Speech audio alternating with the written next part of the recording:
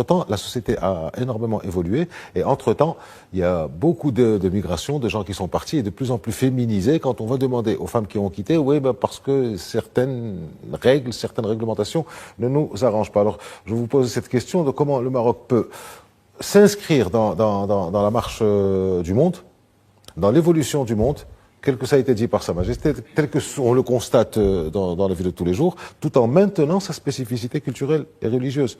On est bien d'accord sur le fait qu'il faut maintenir ce substrat, ce référentiel, mais il y a quand même des choses qui évoluent. Alors, Aziz, les réformes, on en a eu et on en aura encore. Parce qu'en réalité, on a, dans le cadre de ce qui est dit, des contradictions. Donc en fait, la pratique nous donnera beaucoup de problématiques. J'aimerais juste revenir sur 2 points avant de répondre à votre question, si vous le permettez. Bien sûr. Toute discrimination n'est pas négative. Par exemple, le congé maternité, c'est pas négatif, sauf si vous voulez l'enlever. Donc à partir de là, toute discrimination n'est pas négative. Et quand on dit que...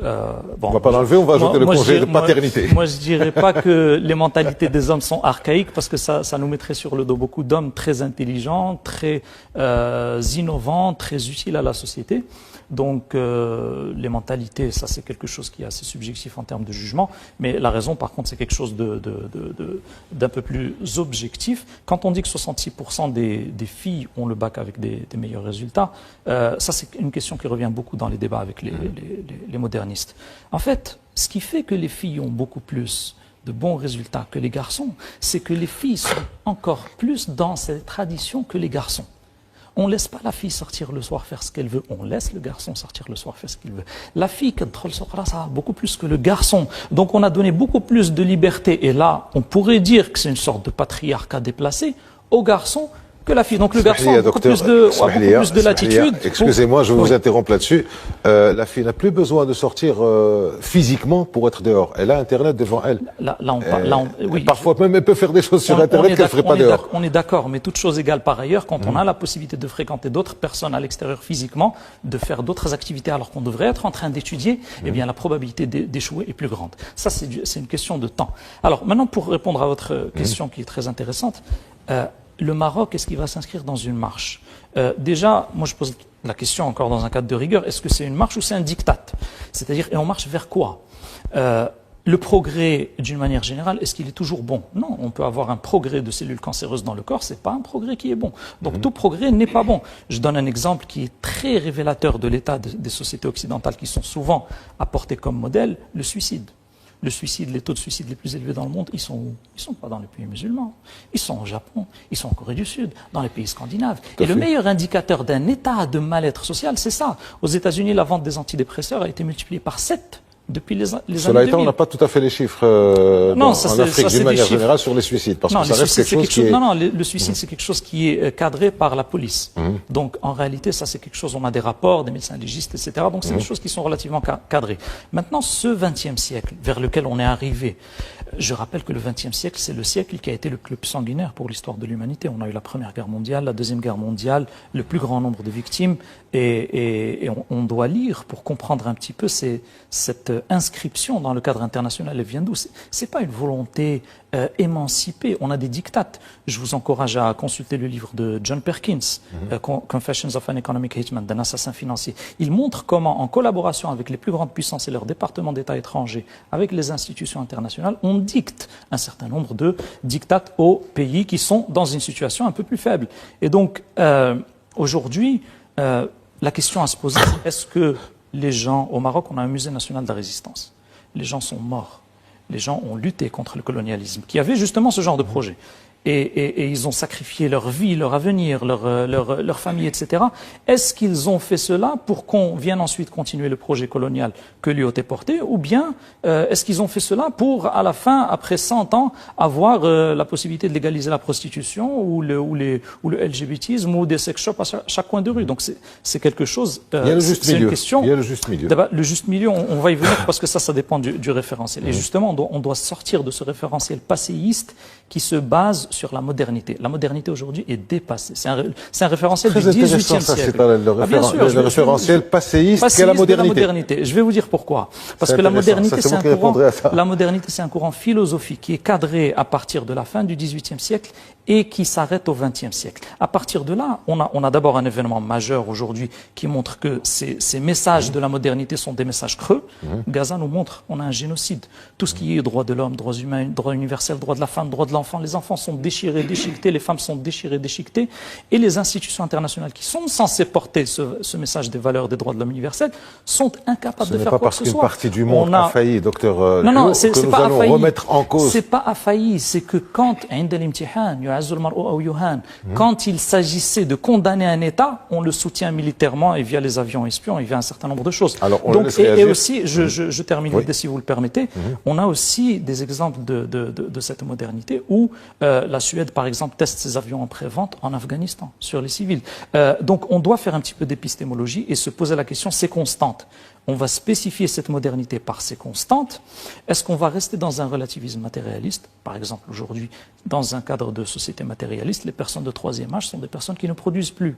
On les met dans une sorte de parking, de maison de retraite. Ça, c'est contraire à nos valeurs.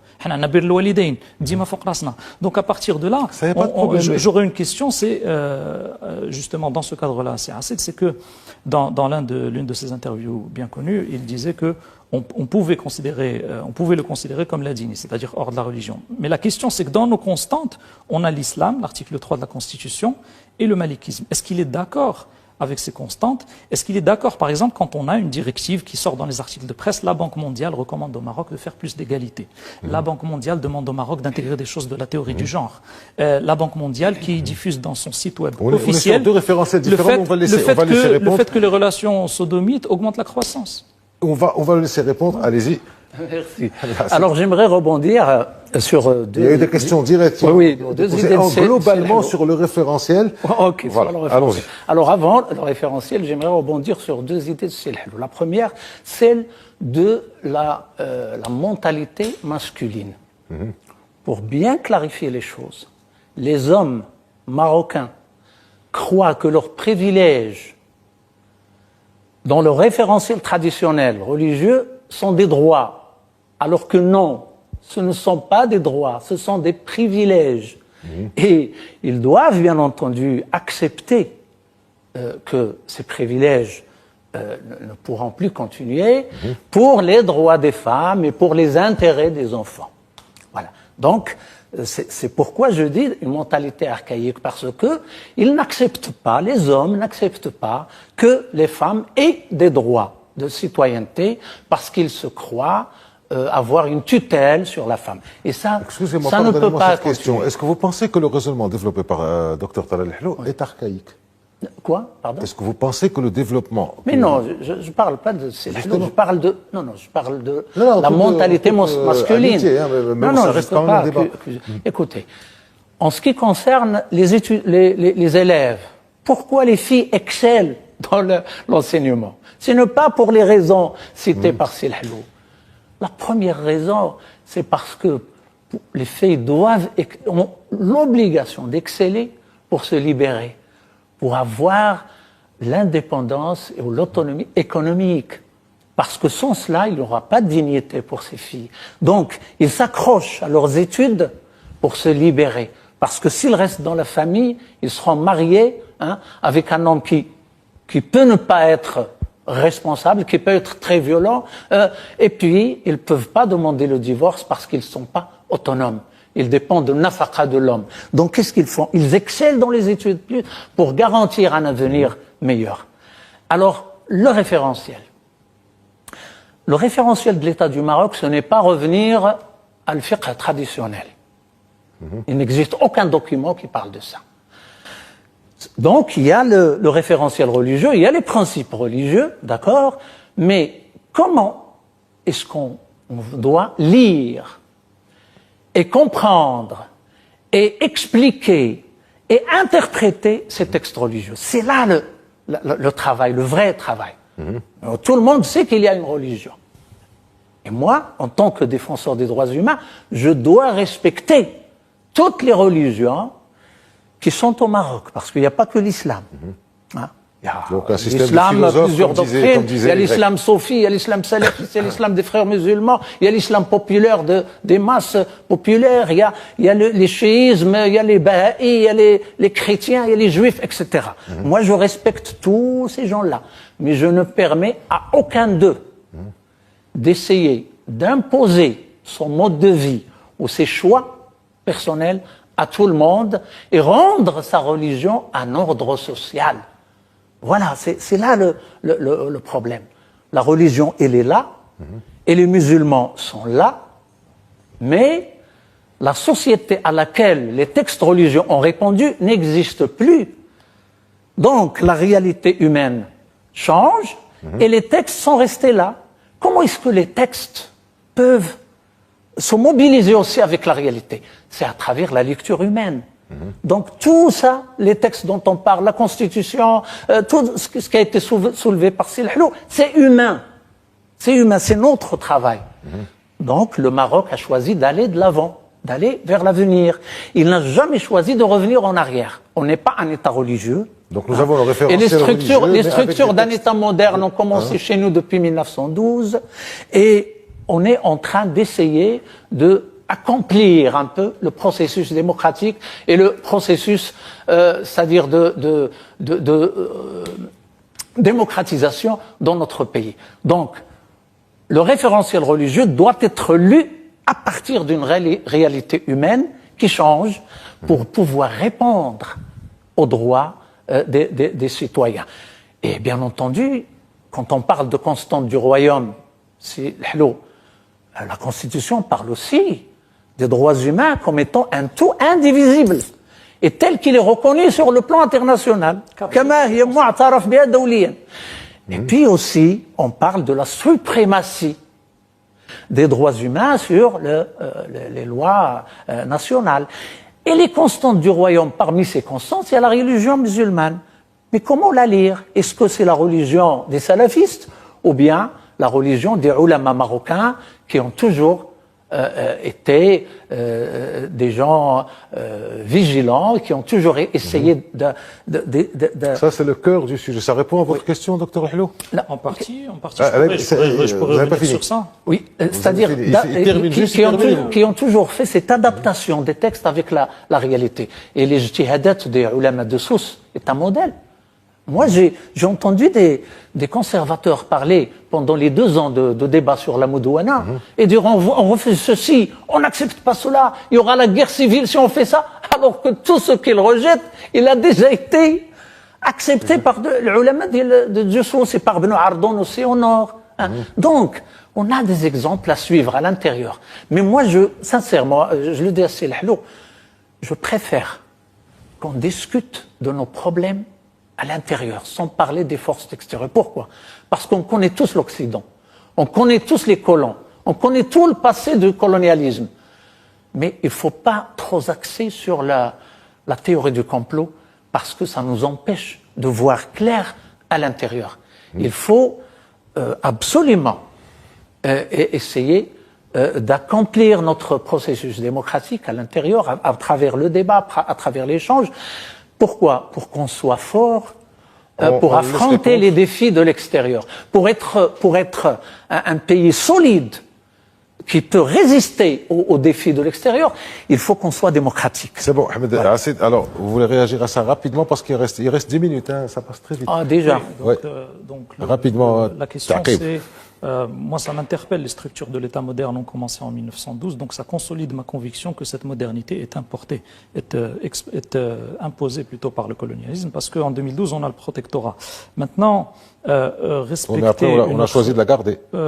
Après l'indépendance, on a choisi... C'est là où on dit, est-ce qu'on a des dictats financiers internationaux ou pas? Parce qu'à partir de là, je pense que je l'ai démontré, mais on va revenir dessus aussi, les mots ont un sens quand on dit la religion. C'est pas parce qu'on a une divergence sur un point secondaire clair dans la religion que tous les avis se valent. On a des choses qui s'appellent ijma' en islam, on a des choses qui s'appellent ijma' et on a des choses qui sont sujets de divergence. Il n'y a pas de problème, les questions de divergence, elles sont traitées dans un cadre scientifique, pas par vous et moi ou le CRC, elles sont traitées dans un cadre scientifique. C'est-à-dire que quand vous avez besoin d'un médecin, vous allez chez quelqu'un qui a la reconnaissance des pairs. Si vous faites un doctorat, vous voulez publier un article, vous allez chez des professeurs qui ont la reconnaissance des pairs. Quelqu'un qui n'a pas la reconnaissance des pairs n'est pas qualifié pour discuter de ces questions jurisprudentielles. Alors, on continue. On va passer à... Alors, j'aimerais juste Très clarifier rapide, un petit point de 1912. On va. C'est le Hallou ne doit pas oublier que c'est le roi, c'est le sultan de Maroc qui a signé le protectorat, et dans le protectorat, il y a la pacification des tribus révoltées par l'armée française, mais il y a aussi l'instauration des institutions modernes au Maroc. Ça veut dire que c'était par une volonté de la monarchie marocaine. Là, ça, et toute la bourgeoisie, attendez, et toute la bourgeoisie non, urbaine. C'est important, c'est parce qu'il y a eu une acceptation, et moi c'est ce que je disais en 1980-90, et même maintenant il y a eu une acceptation. Toute la bourgeoisie urbaine était alliée du résident général, du premier résident général, pour moderniser le Maroc. À Fès, à Salé, à Rabat, à Marrakech. D'ailleurs, on le voit même maintenant, dans la société actuelle, nous sommes en 2025, la frange, encore une fois conservatrice, est la frange qui a envie de faire... Le musulman est progressiste par essence. Le musulman est progressiste par essence. Ah ben alors on est d'accord. J'aimerais bien le voir, le texte. On va y arriver. Il a parlé tout à l'heure des spécialistes de la chose. Moi, je suis pas frais, je peux pas faire la fatwa. Mais le Majlis al-Ilmi al-A'li, il peut la faire. Ils l'ont fait. Alors, et pourquoi ça a été rejeté? On avance. Pourquoi qu'on avance. Alors, je voudrais passer sur cette grande polémique qu'il y a eu dernièrement. Il y a plusieurs questions, je vais en sauter une ou deux, mais il y a eu une grande polémique dernièrement sur les festivals, la politique festivalière, tout ce qui est la scène, tout ce qui est la festivité, le divertissement. Et il y a eu une grande polémique en ce qui concerne l'immense, gigantesque, le record concert de le Grand des Toto avec ses 350 000 personnes. Quel est votre avis sur cette polémique et sur cette prestation, docteur Hallou? Essayez de ne pas dépasser 2 minutes et on essaie d'avancer. Même chose pour vous, Ahmed Assid. Écoutez, Platon considérait que dans la ville idéale, il n'y a... Platon, Mathieu Grand des Toto. Mais on parle des normes et des règles. Après, ça s'applique au sol. Après, le fora, il n'y a pas de problème. Platon considérait que dans sa cité idéale, dans la République, qu'il n'y avait pas d'artistes et de poètes. On n'ira pas jusque-là. Mais la question de l'art, c'est une question qui, justement, implique les éléments du beau et du subjectif. Est-ce que toutes les formes d'art sont acceptables? Est-ce qu'on n'a pas de halal haram dans l'art? Ça n'existe pas. C'est un secteur qui est préservé, privilégié, on peut dire ce qu'on veut. Il y a des artistes qui ont été condamnés par la justice partout dans le monde parce qu'ils ont franchi des limites. Donc il y a des formes d'art qui parlent beaucoup plus aux Marocains que de recevoir une artiste qui vient une chanteuse qui vient d'un autre pays en train de se déhancher son postérieur devant des jeunes hommes de 14 ans qui ont toute la testostérone nécessaire pour comprendre exactement ce qui se passe devant eux. Mais ça, il le voit dans les télés, docteur Hallou. Il le voit sur Internet, il le voit partout. Il y a une différence entre quelque chose à laquelle on arrive de manière officieuse et quelque chose à laquelle qu'on organise de manière officieuse. C'est le temps, donc ces jeunes-là ont toute la testostérone nécessaire pour comprendre ce qui se passe devant eux, mais on va leur dire vous allez attendre 20 ans pour vous marier. Mais pourquoi Parce que l'âge du mariage de l'homme a reculé à 32 ans. Pourquoi laisser un jeune garçon ou une jeune fille décider de ses études? Je veux faire médecine, je veux faire droit, je veux rien faire, je veux faire études ceci ou études cela, mais dans les goûts, on va lui imposer un goût. C'est ça le problème. Non, on n'impose pas les goûts. Le goût, c'est subjectif. On ne peut pas imposer un goût. Mais c'est ça. Regarde ça. Personne n'a ni le droit, ni le pouvoir d'imposer les goûts parce que les goûts ne se discutent pas. Comme la croyance et comme la foi religieuse. On n'impose pas une religion aux gens. Comme on n'impose pas le goût. Alors, en ce qui concerne les festivals de la musique... Vous terminez. Mais sachant qu'il reste 7 minutes, je vous le dis. Oui, mais le temps de parole est déséquilibré. Il y a le code pénal aussi. Si. Donc, du coup, la vraie question, c'est est-ce qu'on a une politique culturelle ou bien on est dans un fascisme déculturant, c'est-à-dire qu'on a une culture universelle qui a été, comme l'a dit le philosophe Marcus de l'école de Francfort, qui a été phagocyté par le capitalisme et qui s'impose. Pourquoi? Parce qu'aujourd'hui, le critère c'est quoi? Le critère c'est quoi? C'est la rentabilité. Je peux pas vous Le laisser critère c'est la rentabilité. Il y a eu les Gnawa une semaine avant, à Souera, il y a eu Jazz à Casa, il y a les festivals des musiques sacrées à faire, c'est ce que vous voulez. C'est pour ça que je vous dis que quand le rap est vulgaire et qu'il promeut des choses comme la drogue ou le crime, à partir du moment où il est rentable, il n'y a pas de problème dans la vision capitaliste. Maintenant, on a des dizaines d'organisations au Maroc qui luttent contre la drogue et qui luttent contre le trafic de drogue. Et on dépense énormément de montants. Donc, et demander aux gens du House qui faisaient leur manifestation en même temps que ce festival, parce qu'ils étaient encore sous détente 2 ans après. La question que j'ai, c'est d'un point de vue du paradigme. Il y a qu'on veut la liberté d'expression. Pourquoi l'imam, quand il dénonce des déviances religieuses, on le démet de ses fonctions? Au final, la liberté d'expression.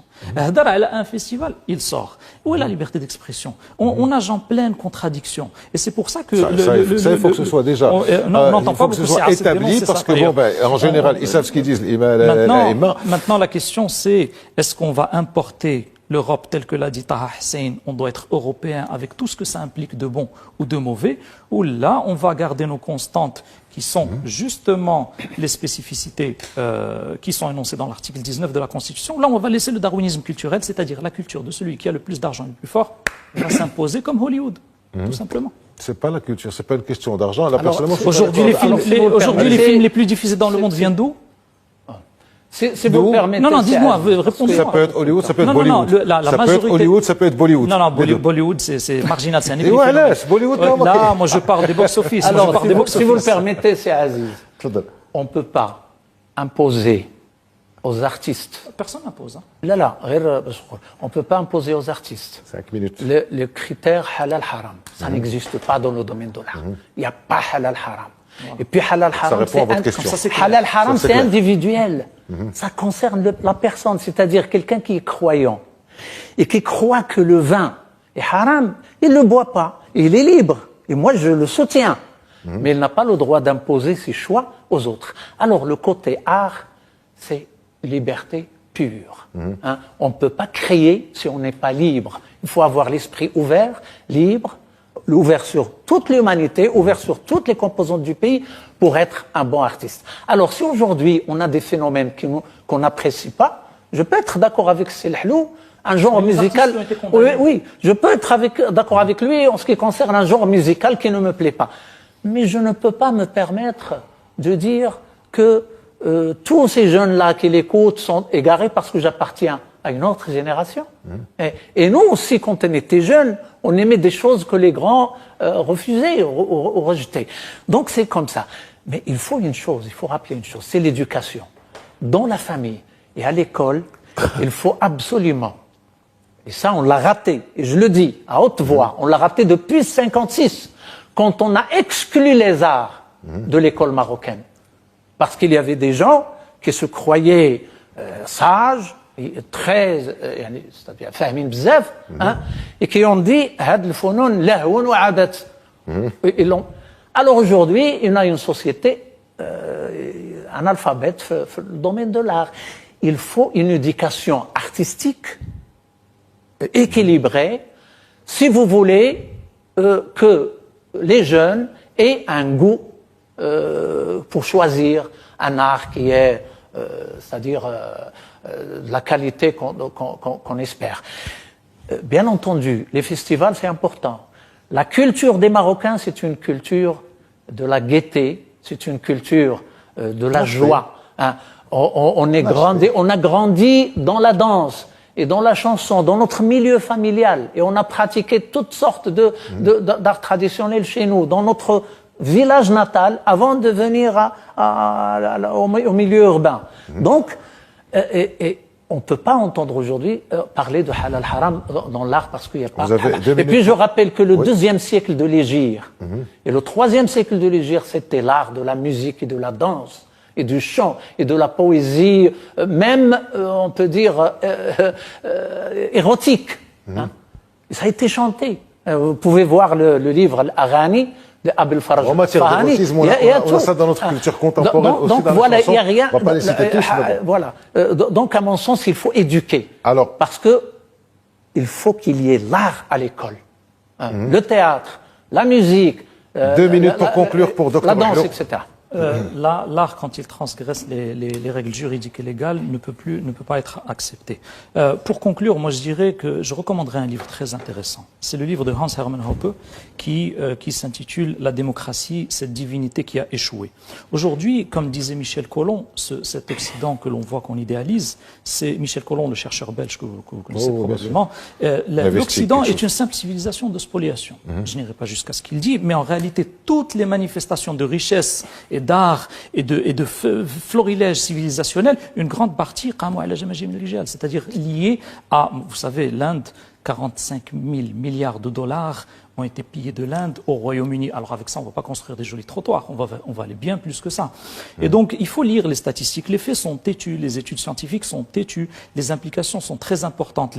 Les modernistes ne parlent pas des conséquences de leur idéologie. Aujourd'hui, on est en train d'appeler à une liberté totale, ce qui implique plus d'alcool, plus de zina, plus d'inceste, plus de prostitution. Comme en Hollande. Respectez la loi. C'est ça. La loi peut rendre légale la prostitution. En Hollande, c'est légal. Vous passez, il y a des vitrines, il y a des femmes, vous payez, il n'y a pas de problème. Donc à partir de là, c'est une transformation de l'intérieur par des chevaux de Troie, et on est dans un cadre néocolonial où on véhicule des valeurs universelles. Et ce que j'ai envie de dire, c'est que souvent on entend cette question de Taqlid qui est mauvaise, mais les gens qui défendent le concept des droits universels n'ont jamais critiqué ce corpus. Est-ce que ce corpus est idéal? On ne les entend pas sur ces éléments. Donc moi j'aimerais réveiller et libérer les réactionnaires du XVIIIe siècle, parce que la pensée passéiste de la modernité, elle est dépassée. Et comme disait Wael Hallar, professeur universitaire à Columbia, Al-Hadathiyoun, les modernistes ont détruit et démoli tout ce qu'ils ont touché. Aujourd'hui, Gaza montre qu'on est devant une faillite du modèle occidental, à tel point que le directeur de la fac de droit au Liban, à Beyrouth, s'est excusé d'enseigner à ses étudiants les droits humains. Et comme je disais, un point, hors de la religion dans le cadre ladini, tout est permis. Une petite phrase. Quand on critique trop l'autre, on ne peut pas faire notre autocritique. Si, on l'a fait, on le fait. Dernière phrase, parce que c'est vous qui concluez. Là, bien sûr, on fait notre autocritique. Et j'aimerais que les Marocains prennent conscience du fait que ce prisme néocolonial dans lequel on est, on a des messages creux, mais quand on vient à la pratique, ça ne marche pas. Merci, Talal Hello. Merci, Ahmed. Globalement, vous n'êtes pas d'accord sur grand-chose, même vous êtes d'accord sur rien. Il faudra revenir sur un certain nombre de sujets parce que c'est intéressant. Merci à vous d'avoir suivi ce débat sur Frontal et à la semaine prochaine.